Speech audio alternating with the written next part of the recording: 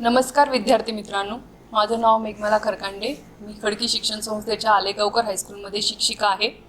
आज आपण इयत्ता 10वीचा गणित भाग 1 मधील 5वा धडा अभ्यासणार आहोत. संभाव्यता. संभाव्यता आपल्या रोजच्या जीवनामध्ये आपण काही ना काहीतरी बोलत असतो, तर त्याच्यामध्ये आपण काही असे शब्द वापरतो की ज्याच्यामधून आपण शक्यता वर्तवत असतो. जसे की इथं काही तुम्हाला शब्द दिसत आहेत बघा. संभवता, बहुतेक, अशक्य, निश्चित, जवळपास यासारखे शब्द आपल्या बोलण्यामध्ये सतत येत असतात. तर संभाव्यता म्हणजे ह्या आपण जी शक्यता वर्तवतो त्या शक्यतेलाच काय म्हणायचं आहे? संभाव्यता. आता भविष्यातील शक्यतांविषयी खालील विधाने पहा. आता इथे काही आपण ही वाक्य तुम्हाला माहीतच असतील, आपण बोललेलो आहे, ऐकलेलो आहे. जसे की बहुतेक आजपासून पाऊस पडेल. आता याच्यामध्ये कोणता शब्द आलेला आहे? तर बहुतेक. म्हणजे इथं आपण काय वर्तवतोय? शक्यता वर्तवतोय. बहुतेक हा शब्द शक्यता इथं दर्शवतोय. त्यानंतर दुसऱ्या वाक्यामध्ये महागाई वाढण्याचा संभव खूप आहे. ह्याच्यामध्ये संभव हा शब्द आलेला आहे. त्याचबरोबर भारताला पुढील क्रिकेट सामन्यात हरवणे अशक्य आहे. अशक्य हा शब्द आपल्याला इथे संभवत्या दर्शवतो. ओके. आता आपल्याला याच्यामध्ये यादृच्छिक प्रयोग अभ्यासायचे. यादृच्छिक प्रयोग म्हणजे काय? यादृच्छिक प्रयोग ज्या प्रयोगात सर्व संभाव्य फलिते अगोदर माहीत असतात, पण त्यापैकी कोणतीही फलिताद्वारे निश्चित भाकीत आपण करू शकत नाही. सर्व फलिते सत्य असण्याची शक्यता समान असते, अशा प्रयोगाला यादृच्छिक प्रयोग असे म्हणतात. यादृच्छिक प्रयोगानंतर आपण निष्पत्ती म्हणजे काय पाहूया. निष्पत्ती म्हणजे यादृच्छिक प्रयोगाच्या फलिताला निष्पत्ती म्हणतात. जसे की आपण आता एका उदाहरणावरून हे समजून घेऊ. एक नाणे फेकणे. आपण एखादं नाणं जर आपण टॉस केलं, कॉईन टॉस केला, तर आपल्याला काय मिळू शकतं? एकतर छापा मिळू शकतो किंवा काटा मिळू शकतो. म्हणजे ते छापा आणि काटा ह्या दोन काय आहेत? निष्पत्ती आहेत, ज्या आपण ठामपणे सांगू शकतो. एकतर आपल्याला छापा मिळेल किंवा काटा मिळेल. ओके, म्हणजेच निष्पत्ती. आता यानंतर आपण समसंभाव्य निष्पत्ती म्हणजे काय पाहूया. जर आपण एक फासा फेकला, फासा म्हणजे इथं जो तुम्ही खेळण्यासाठी डायस वापरता, त्याला फासा म्हणतात. तर फाशाच्या पृष्ठभागावर 1 2 3 4 5 6 हे नंबर असतात. तुम्ही बरेच वेळेला सापशिडी वगैरे असे खेळ खेळता, तर त्याच्यामध्ये तुम्ही जो फासा वापरता त्याच्यावर तुम्हाला हे 6 नंबर दिसतात. तर यापैकी एक संख्या मिळण्याची शक्यता समान असते. म्हणजे यातला कोणताही एक नंबर तुम्हाला एकदा टाकल्यानंतर मिळू शकतो, हे तुम्हाला माहित आहे. पण कोणता मिळेल हे आपण निश्चित सांगू शकतो का? नाही. म्हणजे त्या संभाव्य निष्पत्ती असतात. म्हणजे यातला कोणताही नंबर 1 ते 6 पैकी आपल्याला एक कोणताही नंबर मिळणार आहे हे आपल्याला माहित आहे, पण कोणता मिळणार आहे याची आपण हे पूर्णपणे सांगू शकत नाही. आता इथं तेच उदाहरण इथं सांगितलेलं आहे. एक फासा फेकला, कोणताही एक अंक वरच्या पृष्ठभागावर येण्याची शक्यता समान असते. याला म्हणतात संभाव्य निष्पत्ती. आता आपण यादृच्छिक प्रयोग म्हणजे काय आणि निष्पत्ती म्हणजे काय हे पाहिलं. आता आपण नमुना अवकाश म्हणजे काय पाहूया. यादृच्छिक प्रयोगात शक्य असणाऱ्या सर्व निष्पत्तीच्या संचाला नमुना अवकाश असे म्हणतात. नमुना अवकाश एस किंवा ओमेगा या चिन्हाने संचाच्या स्वरूपात दर्शवितात. याआधी तुम्हाला मागच्या वर्षी संच हा धडा झालेला आहे. संचामध्ये संच कसे लिहिले जातात हे सगळं तुम्हाला माहित आहे. तर इथं जो आपण नमुना अवकाश लिहिणार आहे, म्हणजे जी आपल्याला निष्पत्ती मिळते. जसे की आपण एक नाणं टाकलं तर आपल्याला काय मिळू शकतो? एकतर छापा मिळू शकतो किंवा काटा मिळू शकतो. ही जी निष्पत्ती आहे ही आपण नमुना अवकाशाच्या स्वरूपात दाखवायची असते. ते आपण पुढे उदाहरणावरून पाहणारच आहोत. बघा, एन ऑफ एस याचं वाचन एन ऑफ एस नमुना अवकाश एस मधील एकूण घटकांच्या संख्या एन ऑफ एस नी दर्शवतात. म्हणजे नंबर ऑफ सॅम्पल स्पेस. म्हणजे आपल्याला जे आपण नमुना अवकाश लिहिणार आहे, एस हा संच लिहिणार आहे, त्यामधले घटक आपण एन ऑफ एस या चिन्हाने दाखवायचे आहेत. जसे की आता एक उदाहरण इथे, उदाहरण मी काही लिहिलेले आपण उदाहरण पाहूया. पहिलं उदाहरण, एक नाणे फेकले. आता एक नाणं आपण, एक कॉइन जेव्हा आपण टॉस करतो, फेकतो, तेव्हा आपल्याला काय मिळू शकतं? छापा किंवा काटा. हे आपण नमुना अवकाशाच्या रूपामध्ये इथे दाखवलेलं आहे. एस बरोबर एच टी, महिरपी कंसामध्ये एच आणि टी. आता याच्यामध्ये किती घटक आलेले आहेत? 2 घटक आलेले आहेत. ते आपण कसे दाखवणार आहे? N of S is equal to 2. या पद्धतीनं दुसरं बघा, उदाहरण दुसरे, 2 नाणी फेकणे. आता एकाच्या ऐवजी आपण काय केलेले? 2 नाणी फेकलेली किंवा एकच नाणं 2 वेळा फेकल्यानंतर आपल्याला काय काय निष्पत्ती मिळू शकते? एक तर दोन्ही नाण्यांवर हेड हेड म्हणजे एच एच येऊ शकतो, किंवा एकावर हेड एकावर टेल येऊ शकतो एच टी, किंवा पहिल्यावर टेल दुसऱ्यावर हेड येऊ शकतो, किंवा दोन्ही नाण्यांवर पण टेल येऊ शकतो. ओके, तर आपण त्या सर्व ज्या काही निष्पत्ती आहेत त्या आपण इथं महिरपी कंसामध्ये लिहिलेल्या आहेत, संचामध्ये लिहिलेल्या आहेत. आता एकूण किती आपल्याला निष्पत्ती मिळालेले? 4. मग ते आपण कशा दाखवणार आहे? N of S is equal to 4. आता पुढचं उदाहरण बघा, तिसरं उदाहरण आहे, 3 नाणी फेकणे. 3 नाणी फेकणे, त्याचा आपण सॅम्पल स्पेस नमुना अवकाश लिहितोय. एकूण आपल्याला बघा 3 नाणी फेकली, एकतर तिघांवर हेड येऊ शकतो, किंवा पहिल्या दोघांवर हेड एकावर टेल येऊ शकतो, किंवा पहिल्यावर हेड दुसऱ्यावर टेल तिसऱ्यावर हेड, किंवा पहिल्यावर टेल बाकी दोघांवर हेड येऊ शकतो. त्याचबरोबर पहिल्यावर हेड आला तर बाकी दोघांवर टेल येऊ शकतो. पहिल्यावर टेल दुसऱ्यावर हेड पुन्हा टेल, पहिल्या दोघांवर टेल तिसऱ्यावर हेड, किंवा तिन्ही वेळा आपण कॉइन टॉस केला तर तिन्हीवर टेल येऊ शकतो. एकूण जितक्या संभाव्यता आहेत, जितक्या शक्यता आहेत, त्या सर्व शक्यता आपण याच्यामध्ये लिहिणं गरजेचं असतं. त्या आपण सर्व शक्यता लिहिल्या. ह्याच्या व्यतिरिक्त 3 कॉइन जर आपण टॉस केले तर याच्यापेक्षा वेगळा आपल्याला नमुना अवकाश मिळणार नाही. म्हणून एकूण आपल्याला जे नमुना अवकाशाची संख्या मिळालेली ती किती आहे? 8. हे झालं तर नाण्यांचं. तुम्हाला परीक्षेत जास्तीत जास्त नाण्यांवर प्रश्न येतो किंवा फास्यांवर 1-2 मार्काला हे प्रश्न कंपल्सरी येतातच, आणि बाकीचे जे आहेत ते आपण पुढे पाहणारच आहोत. बघा, एक फासा टाकणे. फासा म्हणजे तुम्हाला माहित आहे डायस. ओके, काय होऊ शकतं? त्याच्यावर एकूण 6 नंबर आहेत. 6 पैकी कोणताही एक नंबर तुमच्याकडे तुमच्या फास्यावर येऊ शकतो. म्हणजे एक तर 1 येईल, 2 येईल, 3 येईल, 4, 5 किंवा 6. या 6 पैकी कोणताही एक नंबर येऊ शकतो. म्हणजे आपण 6 शक्यता आहेत त्या लिहिलेल्या आहेत. नमुना अवकाशामध्ये काय लिहायचं आहे? N of S is equal to 6. आपल्याला एकूण किती निष्पत्ती मिळालेल्या आहेत? 6. समजा 2 फासे टाकले, एका वेळी 2 फासे टाकले तर काय काय येऊ शकतं? त्या सगळ्या शक्यता इथं तुम्हाला दिसतात. म्हणजे जर समजा आपण पहिला जो फासा आहे त्याच्यावर आपण 1 आहे हे निश्चित पकडूया, आणि दुसऱ्या फास्यांवर जे नंबर आपण बदलतो. बघा, पहिल्या फास्यावर 1, दुसऱ्या फास्यावर पण 1, पहिल्यावर 1 दुसऱ्यावर 2, पहिल्यावर 1 दुसऱ्यावर 3. अशा पद्धतीनं काय, असे आपल्याला किती नमुना अवकाश मिळणार आहेत? 36 नमुना अवकाश मिळणार आहेत. आणि परीक्षेमध्ये हा नमुना अवकाश, जर तुम्हाला हा प्रश्न आला 2 फासे टाकणे नमुना अवकाश लिहा, तर तुम्हाला हे 36च्या 36 नमुना अवकाश लिहावे लागणार आहेत.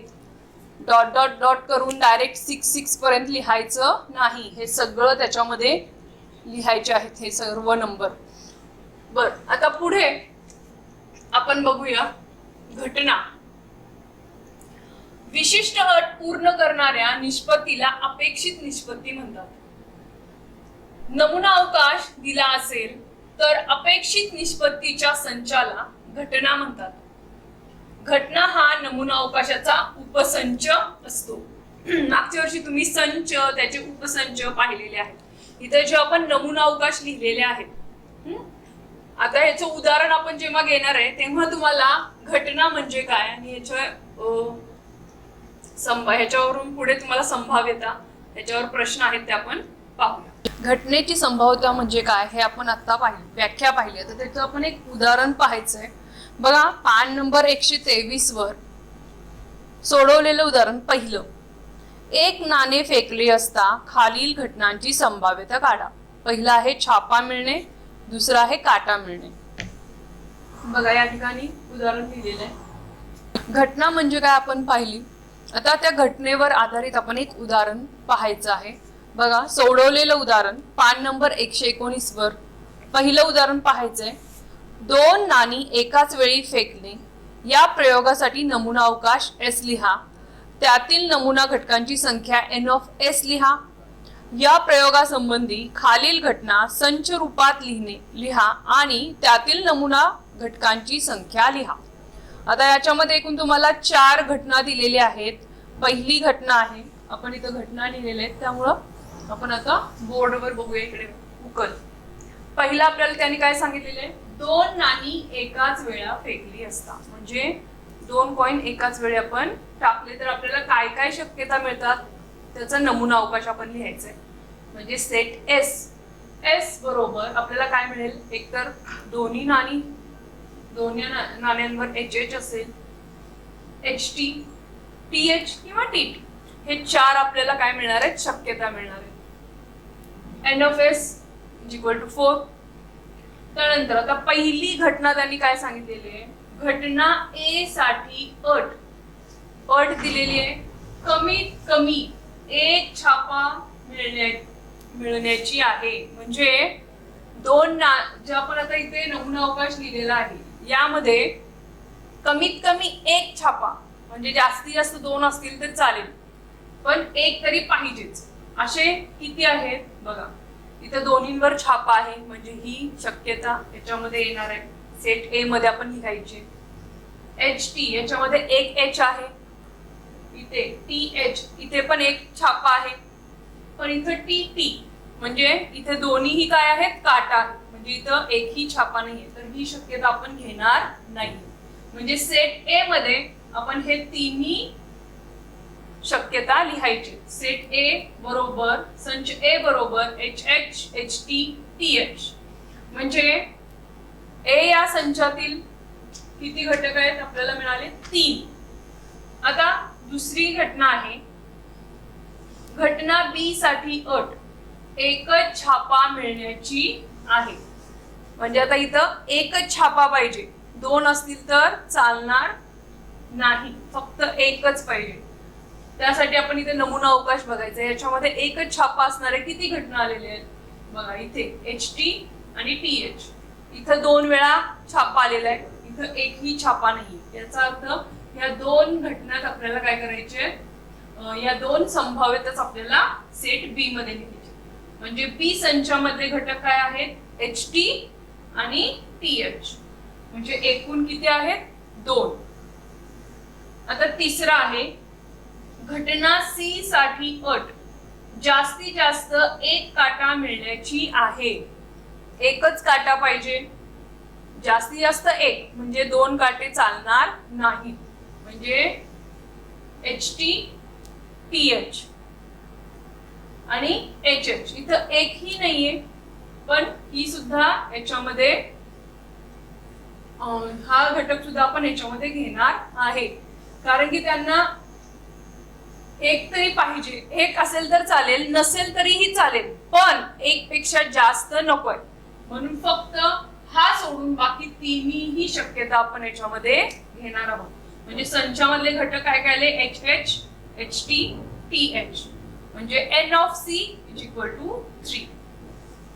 आता त्यातली चौथी घटना आहे, घटना D मध्ये, D साठी अट एकही छाप न मिळण्याची आहे. म्हणजे एकही छापा नको आहे, म्हणजे फक्त काटा हवाय, म्हणून फक्त TT. हा एकच घटक याच्यामध्ये येणार आहे. म्हणजे संच डी ची संच डी मध्ये किती घटक आहेत? फक्त एक घटक आहे, म्हणून इथे 1 नंबर लिहिलेला आहे. हे झालं घटना दिली असता त्याचा संच कसा लिहायचा हे आपण पाहिलं. आता पुढे घटनेची संभाव्यता. आता ही घटना घडण्याची संभाव्यता किती आहे, म्हणजे हे किती वेळा होऊ शकतं हे काढणं म्हणजे त्याला संभाव्यता असं म्हणतात. गणिती भाषेत एखाद्या अपेक्षित घटनेची शक्यता दर्शवणाऱ्या संख्येला संभाव्यता असे म्हणतात. आता याचं सूत्र पण आपल्याला पाहायचंय. एखाद्या यादृच्छिक प्रयोगासाठी नमुना अवकाश S असेल आणि A ही त्या प्रयोगासंबंधी अपेक्षित घटना असेल तर त्या घटनेची संभाव्यता P of A अशी दर्शवतात. आता P of A, P म्हणजे प्रोबॅबिलिटी, इंग्लिश मध्ये संभाव्यतेला प्रोबॅबिलिटी म्हणतात, म्हणून तिथं P हा अक्षर आलेला आहे. घटनेची संभाव्यता काढण्याचं सूत्र आपण पाहूया. बघा इथं P of A म्हणजे A ही घटना घडण्याची आपण संभाव्यता काढण्याचं सूत्र पाहतोय. P of A equal to बरोबर घटना A मधील नमुना घटकांची संख्या. म्हणजे तुम्हाला अट दिलेली आहे त्याचा जो संच लिहिताय त्यामधील संचाची संख्या इथे तुम्हाला लिहायची आहे, छेद नमुना अवकाशातील एकूण घटकांची संख्या. म्हणजे जो आपण सगळ्यात पहिल्यांदा नमुना अवकाश लिहितो म्हणजे S हा संच लिहितो, त्या S या संचामध्ये एकूण किती घटक आहेत त्यांची संख्या आपल्याला खाली लिहायची. म्हणजे n of A upon n of S. P of A is equal to n of A upon n of S. म्हणजे A या घटनेची घडण्याची शक्यता आपण काढतोय, त्यासाठी आपल्याला A या घटकामधील घटकांची संख्या लागणार आहे आणि एकूण नमुना अवकाशामधल्या असलेल्या घटकांची संख्या लागणार आहे. दोघांचंही आपल्याला काय करायचं आहे? गुणोत्तर घ्यावं लागतं. ओके. आता त्यासाठी आपल्याला संभाव्यता कशी काढावी हे समजण्यासाठी आपण एक उदाहरण पाहायचंय. तुमच्या पुस्तकातलं पान नंबर 124 वरील उदाहरण पाहायचंय. सर्वांनी पुस्तक काढायचंय आणि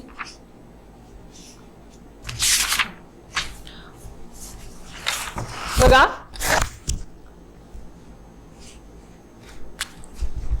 पान नंबर 124 वरचं तिसरं उदाहरण. योग्य रीतीने पिसलेल्या 52 पत्त्यांच्या कॅट मधून एक पत्ता काढला तर खालील घटकांची संभाव्यता काढा. पहिला आहे तो पत्ता लाल असणे आणि दुसरा आहे तो पत्ता चित्रयुक्त असणे. आता इथे आपल्याला काय सांगितलेलं आहे की 52 पत्त्यांचं कॅट आहे, पत्ते आहेत, तर त्याच्यामधून आपल्याला त्यांनी 2 घटना दिलेल्या आहेत, त्याची आपण संभाव्यता काढतोय. पहिला आपल्याला त्यासाठी नमुना अवकाश लिहावा लागेल.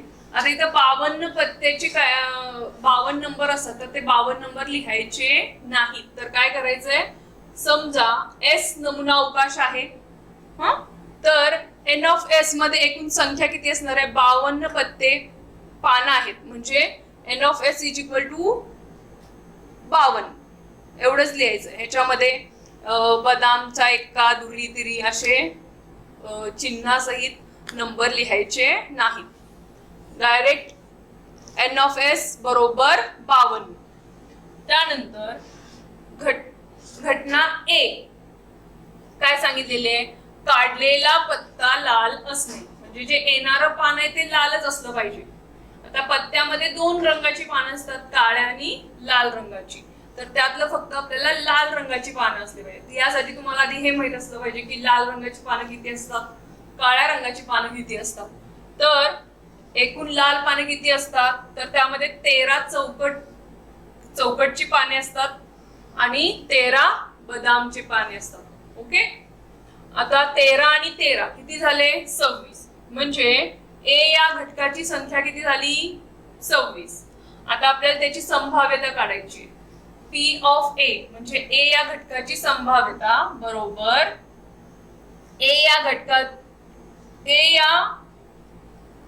घटकाची संख्या छेद नमुना अवकाशामधील घटकांची संख्या.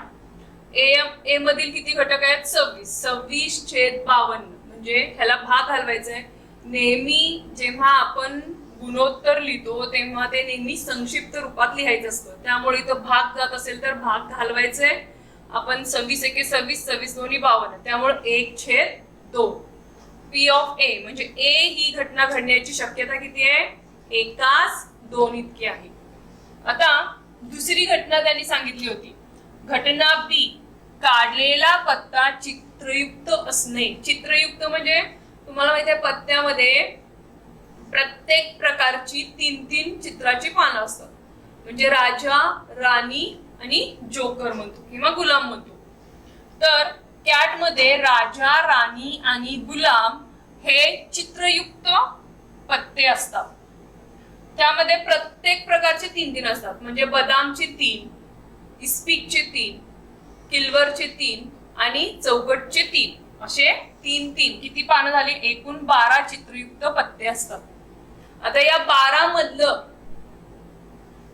एखादं पान मिळण्याची शक्यता किती आहे? बघा, एन ऑफ बी बरोबर 12 म्हणजे घटना बी ची एकूण किती संख्या आहे? घडण्याची शक्यता 12. 12 पानांमधलं एक आपल्याला मिळू शकतो. घटना बी मधील घटकांची संख्या आहे 12. मग आपण त्याची संभाव्यता काढूया. पी ऑफ बी बरोबर n of B upon n of S म्हणजे घटना बी मधील घटकांची संख्या छेद नमुना अवकाशातील घटकांची संख्या. बी ची संख्या किती आहे? 12 आणि नमुना अवकाशामध्ये किती आहेत? 52. यांना भाग घालवला 3/13. तर अशा प्रकारे आपण संभाव्यतामधील नमुना अवकाश, संभाव्यता कशी काढायची ह्या गोष्टी आपण उदाहरणावरून समजून घेतल्या. बघा, संभाव्यता सांगताना किंवा लिहिताना अपूर्णांकाचा किंवा शतमानाचा वापर केला जातो. कोणतीही घटनेची संभाव्यता ही 0 ते 1 लक्षात ठेवा. 0 ते 1 किंवा 0% ते 100% असते. समजा घटक ई असेल, घटना ई असेल तर पी ऑफ ए 0 ते 1 म्हणजे पी ई ही घटना घडण्याची शक्यता ही 0 ते 1च्या दरम्यानच असणार आहे. या पद्धतीने आपण आज संभाव्यता हा धडा हे प्रकरण अभ्यासलं. यात परीक्षेच्या दृष्टीने हे प्रकरण फार महत्वाचं आहे. याच्यावर साधारणतः 4 ते 6 गुणांचे प्रश्न परीक्षेला विचारले जातात आणि हे प्रकरण विद्यार्थ्यांसाठी तसं खूप सोपं प्रकरण आहे. तुम्ही सर्व पुस्तकात दिलेली सोडवलेली उदाहरणं आहेत ती एकदा सोडवून पहा. त्याचबरोबर तुमच्या पुस्तकात जेवढे सराव संचामध्ये उदाहरणं दिलेली आहेत ती सर्व सोडवा. यातलं सर्व उदाहरणं एकदम सोपी आहेत आणि प्रकरण समजण्यासाठी सुद्धा अत्यंत सोपं आहे.